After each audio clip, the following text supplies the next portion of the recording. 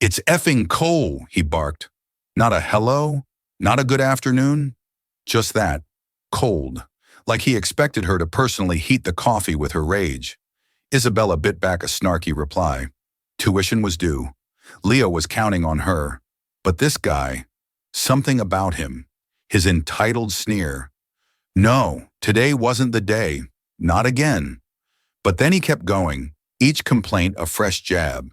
And here's the thing he didn't know. Isabella wasn't just some struggling waitress. She was fierce, loyal. She'd burn the world down for her brother.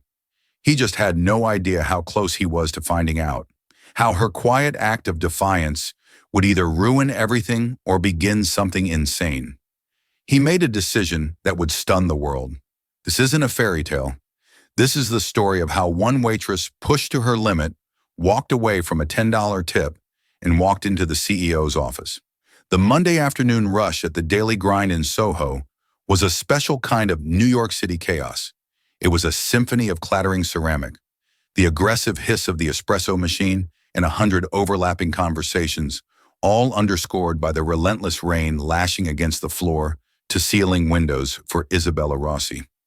It was the 9th hour of a double shift, and her smile, usually a beacon of warmth, was beginning to feel like a lead weight on her face. Her feet throbbed in her worn-out black flats, a dull, familiar ache that radiated up her spine. 24 years old with eyes the color of dark honey that held a weariness far beyond her years. Isabella moved through the cramped spaces between tables with a practiced grace. She was a dancer in this chaotic ballet, balancing trays laden with lattes and pastries. Her mind a frantic calculator of orders, table numbers, and allergy modifications. She was saving every penny, a desperate, frantic scramble to keep her younger brother Leo in a specialized private school that could accommodate his severe dyslexia after the public school system had all but given up on him. The tuition payment was due Friday, and she was still $700 short. The thought was a cold knot in her stomach. That's when he'd walked in. He wasn't the usual Soho type, the trust fund artist in paint-splattered designer jeans, or the tech bros loudly discussing seed rounds. This man was older, perhaps in his late 50s, with a face that looked like it had been carved from granite and left out in the wind. His gray-streaked dark hair was unkempt. His clothes, a simple threadbare pica coat and nondescript trousers, were soaked through, and he carried with him an aura of profound, simmering discontent. He chose the worst possible table, the wobbly one in the corner, right by the drafty service door. Isabella approached her order pad in hand, forcing the lean smile back onto her lips. Welcome to the Daily Grind. What can I get for you today? The man grunted, not even bothering to look up from the scuffed tabletop he was scrutinizing, as if it had personally offended him. Coffee black. His voice was a low rumble, like gravel being churned in a cement mixer. The abruptness was jarring, but Isabella had dealt with worse. She was a professional. Of course. Anything else for you? He finally lifted his head, and for a second his eyes, a startlingly sharp, intelligent blue, met hers. They were eyes that didn't belong with the rest of his disheveled appearance. They were the eyes of a predator, sharp and assessing, and they made the hair on her arm stand up. If I wanted anything else, I would have said so. Isabella's smile faltered for a fraction of a second. She felt a hot flash of anger, quick and sharp. It was the culmination of the long hours, the aching feet, the gnawing anxiety about Leo's tuition, and the sheer grinding rudeness of the city. But she swallowed it down, replacing it with the smooth professional mask she had perfected. Right away, sir. She returned minutes later, placing the heavy ceramic mug on the table with a soft click. Here you are, 1 black coffee. Let me know if you need anything at all. He ignored her, his attention fixed on the swirling black liquid. She turned to leave, already focused on the frantic hand-waving from table 7, when his voice cut through the cafe's den, sharp and accusatory. Waitress! She stopped her back to him and closed her eyes for a brief moment. Please, not now. Please don't be one of those. She turned around slowly, the professional smile pasted back on. Yes. Is everything okay? He picked up the mug, not to drink, but to gesture with it, sloshing the dark liquid dangerously close to the rim. Is it standard practice at this establishment to serve coffee that is at best lukewarm? Isabella blinked. I'm sorry, it's cold. He stated, his voice flat, devoid of emotion, but heavy with judgment. This coffee is cold. I ordered a hot beverage. This is not it. Isabella could feel the blood pounding in her ears. She had poured it herself fresh from a pot brewed less than 5 minutes ago.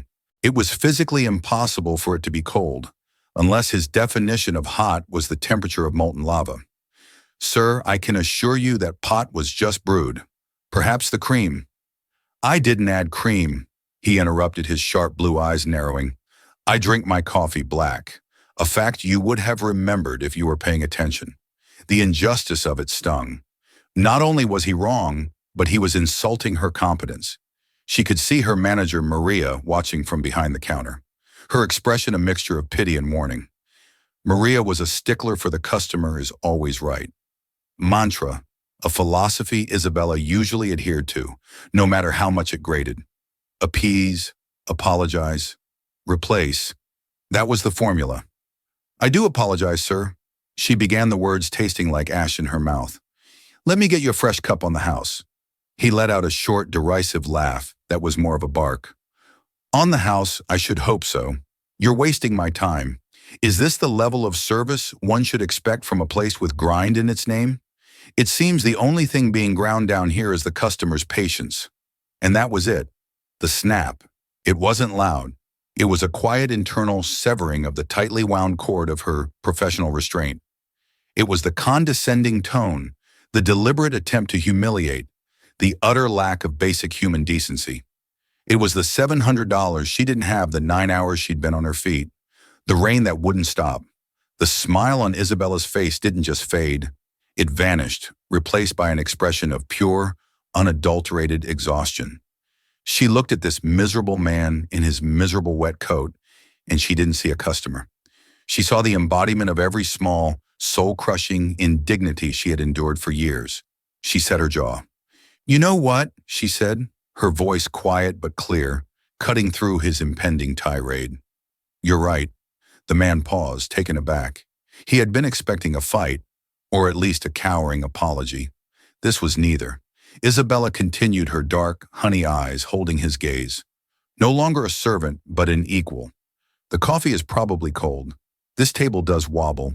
The service is slow, and frankly, I'm tired. I have been on my feet since 6 a.m. this morning.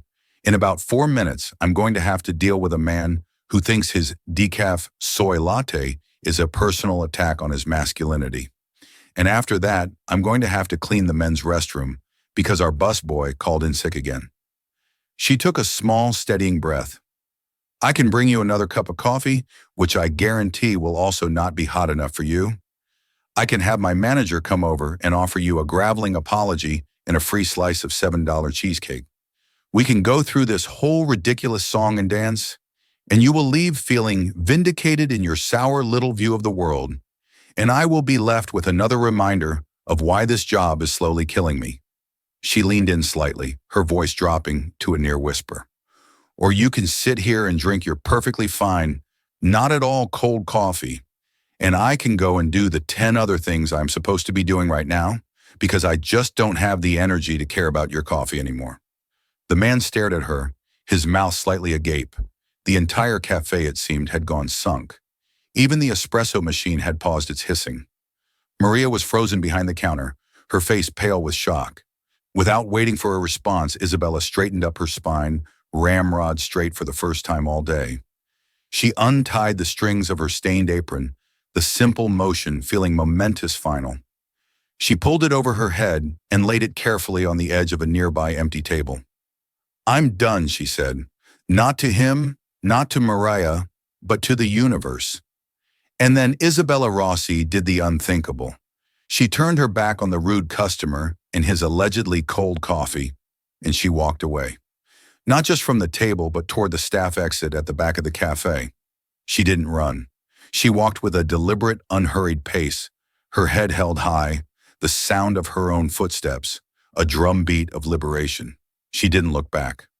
Behind her, Alistair Vance, the third richest man in the world and the incognito owner of the entire The Daily Grind global cafe chain, sat in stunned silence, a forgotten, perfectly hot cup of coffee growing cold on the wobbly table in front of him. He wasn't angry. He was utterly, completely, and irrevocably intrigued. The moment the service door swung shut behind her, the adrenaline that had fueled Isabella's defiant stand evaporated, leaving a cold, terrifying void in its place. She leaned against the graffitied brick wall of the alley, the damp chill seeping through her thin blouse, and dragged a hand through her hair. Her heart hammered against her ribs like a trapped bird.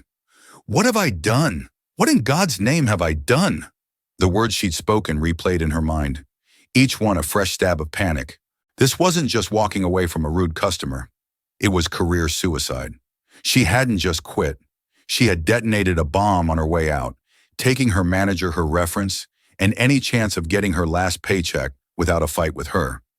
Maria would be furious, and rightfully so. The man, whoever he was, would almost certainly lodge a formal complaint of epic proportions. She could be blacklisted from every cafe in the city. The $700, the number screamed in her head. Her meticulously planned budget, a tightrope walk of survival, had just snapped. The rent was due. Leo's tuition was a ticking time bomb, and she had just thrown away her only source of income over a cup of coffee in a moment of pride. A wave of nausea washed over her. Pride didn't pay the bills. Pride didn't keep a roof over her brother's head. She pushed herself off the wall, her legs trembling, and began the long walk to the subway. The rain had subsided to a miserable drizzle, mirroring the slow leak of despair seeping into her soul. Every face in the passing crowd seemed to mock her, a sea of people with jobs to go to, with lives that weren't imploding in a back alley in Soho. Inside the cafe, an unnatural quiet had descended. The patrons who had witnessed the exchange were murmuring amongst themselves, stealing glances at the man in the corner. Maria, snapping out of her stupor, was rushing towards his table, her face a mask of frantic apology. "Sir, I am so sorry," she began, her voice trembling. "I don't know what got into her. Isabella, she's not usually like that. Please, your entire meal is on us. Dessert, anything. I will be dealing with her. I assure you, this is completely unacceptable." Alistair Vance held up a hand, silencing her. His sharp blue eyes weren't angry. They were thoughtful, distant. He was looking at the empty doorway through which Isabella had disappeared, a faint, unreadable mutt playing on his lips. "That won't be necessary, Maria," he said, his voice returning to its growly tone, but without the earlier edge of discontent. He knew her name, of course. He knew the name of every manager in his top-performing New York locations. He read their weekly reports personally. The young woman's name was Isabella Rossi. "Sir, she is fired, effective immediately. She will not be stepping foot in here again." Maria was desperate to plead him to erase the incident. "No," Alistair said simply, "don't do that." He finally took a sip of the coffee. It was by now genuinely lukewarm. He didn't seem to notice. "In fact, I'd like her contact information from her employee file." Maria stared at him, utterly bewildered. Her contact information. "Sir, are you planning on pressing charges, filing a complaint with corporate? I can give you the number for our district manager. I am the district manager." Alistair lied smoothly, the lie rolling off his tongue with decades of practice, and the regional manager and the board of directors and the majority shareholder. "Just get me the information, and her final paycheck include a bonus for emotional labor." He stood up, pulling a crumpled $100 bill from his pocket and leaving it on the table. It was more than enough to cover the $2 coffee. "Thank you for the coffee." It was illuminating. He walked out of the Daily Grind, leaving a stunned manager and a very generous tip in his wake. As his driver, a stoic man named Arthur, pulled the discreet black Maybach up to the curb, Alistair slid into the plush leather interior, the scent of which was a world away from the damp wool of his disguise. "Back to the penthouse, Mr. Ants?" Arthur asked, his eyes meeting Alistair's in the rearview mirror. "Yes, Arthur, and get me Marcus Thorne on the line, head of HR. Then get me the entire executive board of the Grind subsidiary. I want a full meeting tomorrow morning, 7 a.m. sharp. A board meeting, sir. On such short notice. An emergency board meeting?" A Leicester corrected a genuine wolfish grin, spreading across his face for the first time in years. I believe I've just found our new CEO. Arthur, a man who had worked for Alistair for 30 years and had seen him buy and sell empires on a whim, merely nodded. But even he couldn't prevent his eyebrows from rising a fraction of an inch. Meanwhile, on a rattling sea train heading towards Queen's Isabella, was oblivious to the corporate shockwaves she had set in motion. She was staring at her reflection in the dark subway window, not seeing the tired young woman looking back, but a gallery of her failures. She'd failed to keep her temper. She'd failed to be a professional. She'd failed Leo. She lived in a cramped two-bedroom apartment in Atoria that always smelled faintly of her elderly neighbor's cabbage soup. The rent was a constant, suffocating weight. Her room was tiny, dominated by a corkboard covered in reminders. Leo tuition, due 10/24. Call Con Ed Rill. Pick up extra shifts. The board was a testament to her relentless hustle. Now it just felt like a monument to her foolishness. Leo was in the living room hunched over a textbook, his brow furrowed in concentration. At 16, he was lanky and awkward, with the same honey-cold eyes as his sister, but his were filled with a frustrating mix of intelligence and confusion. The words on the page seemed to jumble and dance before him, a cruel trick of his own mind. "Hey, Iz," he said, looking up as she came in. "You're home early." Isabella forced another smile, this one even more difficult than the ones at the cafe. "Yeah, they were overstaffed. Sent a few of us home." The lie felt clumsy and brittle. Leo, however, was too absorbed in his own struggles to notice. "This history chapter is killing me. It's like trying to read another language. Mrs. Davidson says, if I don't get my essay in by Wednesday, I'm going to fail the marking period." Isabella's heart clenched. This was why she did it. This was why she endured the rudeness, the long hours, the aching feet. The specialized school, with its small class sizes and tailored teaching methods, was the only place Leo had ever felt understood. The only place he was actually learning. Failing wasn't an option. "Hey," she said softly, coming over and putting a hand on his shoulder. "We'll work on it together tonight." "Okay, I'll read it out loud. We'll break it down. We'll get it done. Don't worry, promise?" he asked, his voice small. "I promise." She said the word a vow and a prayer. Later that night, as she lay in bed, sleep refused to come. The city lights painted shifting patterns on her ceiling. The panic had subsided, replaced by a cold, hard dread. She scrolled through job listings on her phone, the blue light illuminating her worried face. Waitress needed, barista wanted, experience required. Each one was a reminder of what she had lost. Each application felt like a shot in the dark. She would have to start from scratch, build up trust, prove herself all over again. And the tuition was due in 4 days. She closed her eyes, the weight of the world pressing down on her. It was the worst day of her life. She had no idea that her life as she knew it was already over. The following morning, the world felt gray and muffled, as if Isabella were viewing it through a thick pane of glass. She had barely slept her mind, a torturous carousel of regret and anxiety. The silence of her phone was deafening. No angry text from Maria, no call from a blocked number to berate her. It was an ominous, unsettling quiet.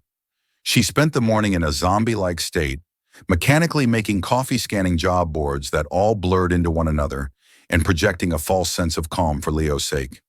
Meanwhile, 32 floors above Columbus Circle, in a glass-walled boardroom overlooking Central Park, a very different kind of storm was brewing.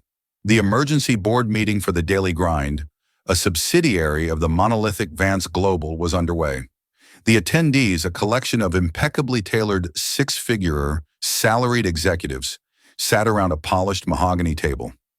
Their faces a mixture of confusion and irritation at being summoned at such an ungodly hour. At the head of the table sat Alistair Vance. He was no longer the disheveled, grumpy customer. Today he wore a bespoke charcoal suit that probably cost more than Isabella's annual rent. His hair was perfectly styled, and his sharp blue eyes, now clear and commanding, swept over his team. "Good morning," he began, his voice calm, but with an undercurrent of steel that made everyone sit up a little straighter. "I've called you here today because we are making a change in leadership. A murmur went through the room. The current CEO of the Daily Grind, a bland but competent man named Robert Wexler, shifted nervously in his seat. "Robert," Alistair said, his gaze pinning the man to his chair, "your performance has been adequate. Profits are stable, but stable isn't what I'm interested in. Adequate is another word for mediocre. The Daily Grind has lost its soul. It's become another faceless corporate coffee chain. It has no identity, no heart." He paused, letting the weight of his words settle. "Therefore, as of 9 a.m. this morning, Robert, your tenure as CEO is over. Your severance package will be more than generous." Wexler turned a pale shade of beige. He opened his mouth to protest, but a single look from Alistair silenced him. The rest of the board remained perfectly still, their faces in passive mass, though their minds were racing. Who would be the replacement? Was it someone in this room? "Our new CEO," Alistair continued, enjoying the suspense, "is a woman named Isabella Rossi." The name hung in the air, met with a collective, uncomprehending silence. Marcus Thorne, the head of HR, frantically shuffled through the file Alistair had requested late last night. The other executives exchanged bewildered glances. The name was completely unknown to them. "I'm sorry, sir," said a cautious voice. "It belonged to Amelia Sterling, the formidable chief operating officer." Amelia was a sharp, ambitious woman in her 40s who had long considered herself the heir apparent to the CEO position. Her perfectly styled blonde bob and icy demeanor were legendary within the company. "Could you repeat that name? I don't believe she's on our radar. Is she from a competitor?" "Starbucks Pets." "No," Alistair said, a ghost of a smile on his face. "She's not from a competitor. She's from our Soho location. She's a waitress." If he had announced he was appointing his dog as the new CEO, the reaction could not have been more incredulous. The silence was broken by a disbelieving scoff from Amelia. "A waitress," she repeated, her voice dripping with contempt. "Alistair, with all due respect, have you lost your mind? We are a billion-dollar company. You want to hand the reins to a coffee pourer? What are her credentials? Her qualifications?" "Her qualifications," Alistair said, leaning forward, his eyes locking with Amelia's, "are that yesterday she had the courage to do something no one in this room has ever done. She told me to my face that I was being an unreasonable ass."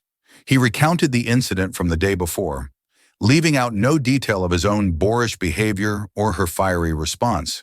He painted a picture of a woman pushed to the brink who chose dignity over a paycheck, authenticity over subservience. For years, he concluded, his voice resonating with a passion they hadn't heard in a long time. "I have been complaining that this company has no soul. I go into our stores and I'm served by robots. People who are trained to smile, trained to upsell, trained to follow a script. There's no passion, no grit, no heart. And then I meet this young woman. She has more heart, more raw, unfiltered honesty in her little finger than this entire boardroom combined. She is exactly what this company needs. She is the customer's advocate because she was the customer's server. She knows what's broken because she's been living with the broken pieces every single day." Amelia Sterling was livid. This wasn't a business decision. It was a lunatic's whim. "Alistair, this is insane. It's a gimmick. The markets will laugh at us. The shareholders will revolt. She'll run the company into the ground in a week." "Your objections are noted, Amelia," Alistair said coolly. "But my decision is final. Marcus, you will draw up the contract. I want it to be ironclad, 7F-figure salary, full benefits, stock options, the works. And I want a car sent to her apartment in, where is it? Atoria. I want her picked up and brought here to this office at noon today." "Sir, what if she says no?" Marcus asked, looking pale. Alistair Vance leaned back in his chair, a look of supreme confidence on his face. "She won't." Back in Atoria, Isabella was trying to help Leo with his history essay when her phone buzzed. It was an unknown number. She ignored it. It buzzed again. Annoyed, she answered, ready to snap at a telemarketer. "Is this Isabella Rossi?" a crisp professional voice asked. "Who's asking?" Isabella replied, her tone wary. "My name is Elizabeth, and I am the executive assistant to Mr. Alistair Vance, chairman of Vance Global. Please hold." Before Isabella could process the name, a different voice came on the line. It was deeper, more commanding. Miss Rossi, my name is Marcus Thorne, Head of Human Resources for Vance Global. We would like to request your presence at our corporate headquarters at 3 Columbus Circle today at 12 West sharp for a meeting. Isabella's blood ran cold. Vance Global, the parent company of the Daily Grind. It was happening. The rude man must have been someone important, a secret shopper or a corporate drone, and he had filed the mother of all complaints. She was being called to the gallows. A meeting, she stammered, her mind racing. A meeting about what that will be discussed upon your arrival, Thorne said evasively. We have arranged for a car to pick you up at your address at 11:30. Please be ready. A car? No, I can take the subway. The car has already been dispatched, Miss Rossi. We'll see you at noon. The line went dead. Isabella stared at her phone, her hand trembling. Vance Global. This was bad. This was worse than just being fired. Were they going to sue her? Make an example of her? She felt a wave of dizziness. Who was that? Leo asked, noticing her pale face. Work? She choked out. The main office. They want to see me. At exactly 11:30 a.m., a sleek black Lincoln sedan, the kind she only ever saw in movies, pulled up in front of her modest apartment building. The driver, a man in a black suit, got out and opened the rear door for her. Her neighbors peered out their windows, their eyes wide with curiosity. Feeling like she was in a bizarre dream, Isabella, dressed in her only good outfit, a simple black dress she'd bought for her cousin's wedding 2 years ago, slid into the cool leather interior. The drive into Manhattan was silent and surreal. She stared out the window at the city, a place that had felt like her own personal battleground just yesterday. Now she felt like a prisoner being transported to her own execution.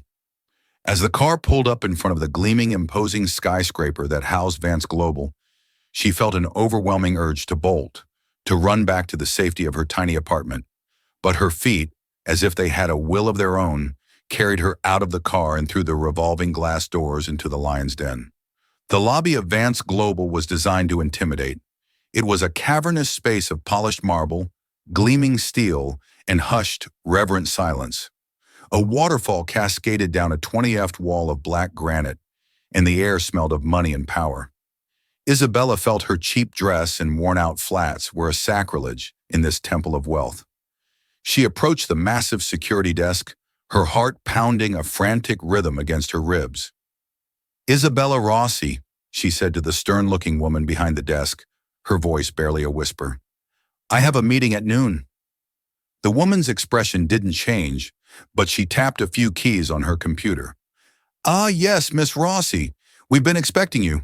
Mr. Thorne's office, 32nd floor. She gestured towards a bank of gleaming elevators. Someone will meet you there. The elevator ride was a silent, stomach-lurching ascent. Isabella's reflection in the mirrored walls showed a pale, wide-eyed young woman who looked completely out of her depth. When the doors whispered open on the 32nd floor, she was met by a man who introduced himself as Marcus Thorne. He was tall and thin with a harried expression that suggested he was perpetually putting out fires. Miss Rosie, thank you for coming on such short notice, he said, his handshake brief and clammy. He led her down a plushly carpeted hallway lined with modern art. The silence here was even more profound, broken only by the distant, muted ringing of a phone. He stopped before a pair of imposing oak doors. Mr. Vance will see you now, Vance, Isabella thought in a panic. I thought the meeting was with you. The name sent another jolt of fear through her. This was bigger than a district manager. This was the top, the absolute summit. Thorne opened one of the doors and ushered her inside, closing it softly behind her, leaving her alone in the vast office. It was less an office and more a penthouse apartment.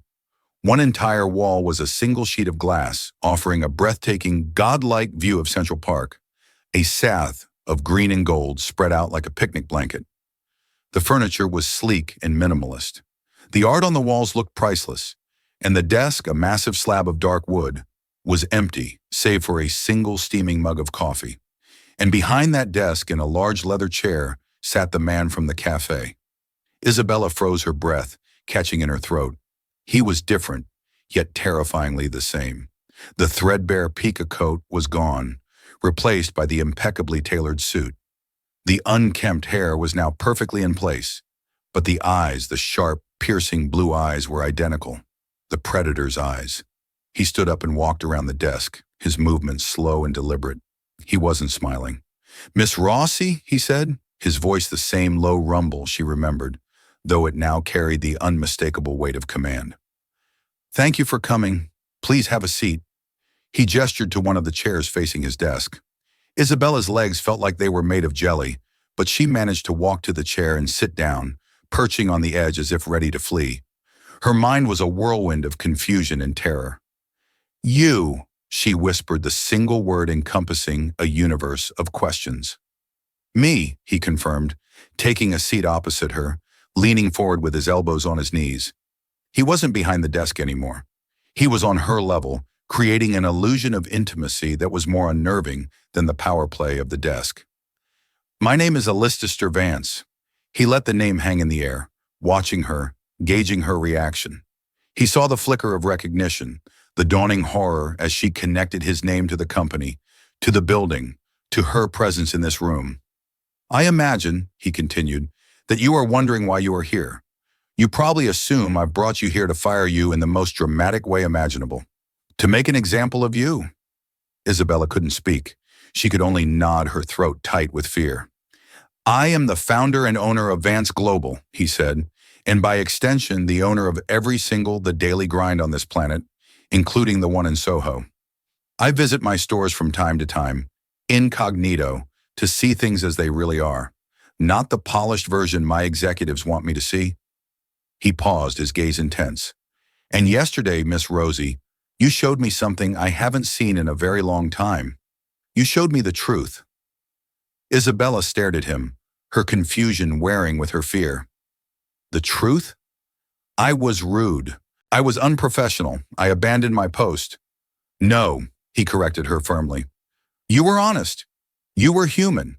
I was behaving like an arrogant, entitled pig. And you called me on it. You didn't cower. You didn't cry. You didn't give me the plastic corporate mandated apology. You laid your apron on the table and you walked away. In that single moment, you showed more character and integrity than my entire board of directors." He stood up and began to pace in front of the window, his form silhouetted against the stunning backdrop of the city.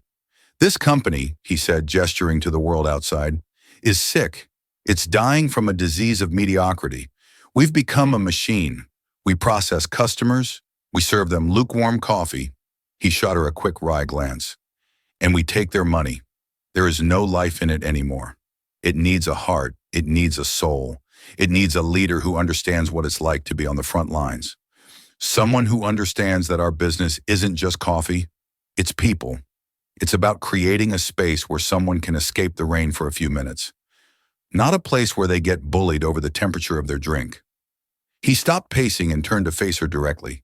His blue eyes were blazing with a strange, fervent light. "I am not here to fire you, Isabella," he said, his voice dropping to a serious, almost solemn tone. "I am here to offer you a job." Isabella blinked. "A job? Maybe a shift supervisor at a different location. A trainer. I am offering you the position of Chief Executive Officer of the Daily Grind Café chain." The silence in the room was absolute. The only sound was the faint hum of the city far below. Isabella was sure she had misheard. It was a joke, a cruel, elaborate prank designed to be the ultimate humiliation. She let out a shaky, disbelieving laugh. "CEO, that's not funny. I am not a man who jokes about my business."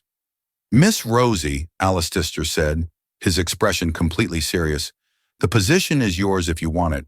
A salary of $2 million a year, plus performance-based bonuses and stock options, a corporate apartment, a car and driver, full executive authority over the entire global chain. You would answer to no one but me." Isabella's mind simply refused to process the words. It was like he was speaking a foreign language. She, Isabella Rossi, the waitress from Atoria who couldn't make rent, was being offered a job that people spent their entire lives clawing their way towards. "But why?" she finally managed to ask, her voice. "I don't know anything about being a CEO. I've never managed anything more than a 6-table section. I don't have an MBA from Harvard. I have a half-finished community college degree and a mountain of debt. You have something none of those Harvard MBAs have. He countered, his voice ringing with conviction. You have nerve. You have authenticity. You know why a customer is unhappy before they even open their mouth. You know why an employee is on the verge of quitting. You know that a wobbly table or a dirty restroom can ruin a customer's entire experience in a way that my executives sitting up here in their ivory tower can never comprehend. I can hire 100 COOs like Amelia Sterling to handle the spreadsheets and the logistics. I can't hire a single person with your kind of guts. That has to be found. And I found it in you. He walked back to his desk and pushed a thick, leather-bound folder across its polished surface towards her. This is your employment contract. It's all in there. Take it. Read it. Have a lawyer look at it if you wish. I'll even pay for it. Isabella stared at the folder as if it were a venomous snake. Her world had tilted on its axis. The sheer terrifying, magnificent absurdity of the situation was overwhelming. It was an impossible choice. A ludicrous, life-altering, insane opportunity dropped into her lap by a man who was either a genius or a madman, or perhaps both. I need to think, she stammered, standing up on shaky legs. Of course, Alistair said, his tone softening slightly. Take the day, but I need your answer by tomorrow morning, because if you accept your first day as tomorrow, and your first task will be to walk into that boardroom and tell a group of people who think you are a joke exactly how you are going to save this company. He smiled, a true, genuine smile this time. It transformed his harsh features, making him look almost boyish. I have a feeling, he said, that you're going to be very, very good at it. Isabella Rossi walked out of that office in a daze, clutching the heavy leather folder to her chest. She didn't remember the elevator ride down or walking through the lobby. She only came back to herself when she was standing on the curb in the bright afternoon sun. The sounds of the city rushing back in. The black sedan was waiting for her, the driver holding the door open, but Isabella just shook her head, turned, and started walking with no destination in mind. She had a $2 million contract in her hands and a decision to make that would either be the biggest mistake of her life or the beginning of a story no one would ever believe. Isabella walked for hours. She walked through the manicured paths of Central Park, past the laughing children on the carousel, and the tourists taking pictures. She walked down Fifth Avenue, a ghost in her simple black dress, invisible to the shoppers, laden with expensive bags from Tiffany's and Saks. The leather-bound contract in her bag felt like a block of lead, a tangible weight representing the impossible choice she faced. Her mind was a battlefield. One side, the voice of pure, unadulterated terror, screamed at her. It's a trap, a publicity stunt. He's a crazy old billionaire playing games with a poor girl for his own amusement. They'll eat you alive. You'll be a laughingstock. You'll fail. And the fall will be 1,000 times worse than just being a broke waitress. But another voice, a quieter, more stubborn voice that sounded a lot like the one that had spoken up in the cafe, whispered back, what if it's not? What if it's real? What if this is your one single chance to change everything for you? For Leo, remember the look on their faces, the customers, the managers. You know what's wrong with that place. You know how to fix it. Who better than you? She finally ended up at a small, unassuming diner in the West Village, a place with cracked vinyl booze and a comforting smell of greasy fries. It was the kind of place she understood. She ordered a cup of coffee. It arrived piping hot and pulled out the contract. The language was dense and legalistic, but the numbers were terrifyingly clear. Salary, bonus structure, stock options that on paper were worth more money than her entire family had likely seen in 4 or 3 generations. A housing allowance, a wardrobe stipend. It was a blueprint for a different life, a different universe. She thought of Leo hunched over his textbook, the frustration and shame in his eyes. This money wouldn't just pay for his school. It could get him the best tutors, the best specialists, the best technology. It could give him the future he deserved, a future free from the constant struggle that had defined both their lives since their parents had passed away years ago. Then she thought of the man Alistair Vance. His piercing eyes, his strange, fervent belief in her. Was he a madman? Maybe, but he was a madman who had seen her, truly seen her, in a way no one else had. He hadn't seen a clumsy waitress. He had seen a warrior. He was offering her not just a job, but a sword and a shield and a kingdom to command. How could she say no to that?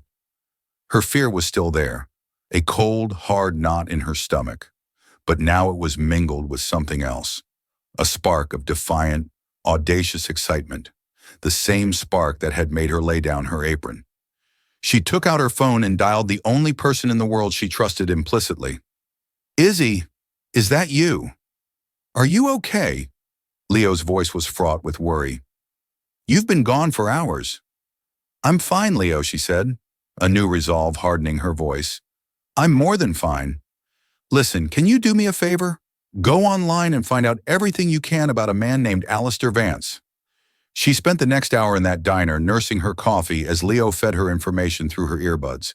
His initial difficulty with reading was overcome by his excitement, and he used text-to-speech software to race through articles from Forbes, The Wall Street Journal, and Vanity Fair. He read her about Vance's ruthless business tactics, his legendary reclusiveness, his multi-billion-dollar empire built from a single loan. And he read her about Vance's reputation as a brilliant, if eccentric, visionary. He wasn't just a rich man, he was a kingmaker, a man who gambled on people and ideas, and usually won. By the time she left the diner, the sun was setting, painting the sky in hues of orange and purple. The fear was still there, but now it felt less like a chain and more like fuel. She took the subway back to Atoria, her mind no longer a battlefield, but a war room. She was already making lists, formulating ideas, strategizing. The next morning at exactly 6:55 a.m., Isabella Rossi walked back through the doors of Vance Global. The black sedan had been waiting for her as instructed. But today she wasn't the terrified girl in the cheap wedding dress. She had spent a small fortune from the wardrobe stipend Alistair had wired to her account overnight. She wore a sharply tailored navy blue pantsuit. Her hair was pulled back in a sleek professional ponytail, and her expression was one of cool, calm determination. She strode through the lobby with a newfound confidence that made the security guard do a double-take. She didn't go to Alistair's office. She went straight to the 32nd floor boardroom. She arrived 5 minutes before the meeting Alistair had scheduled. The executives were already there, lingering over coffee and pastries, their conversation a low, venomous hum. She could feel their eyes on her the moment she walked in. She saw the shock, the contempt, the dismissal.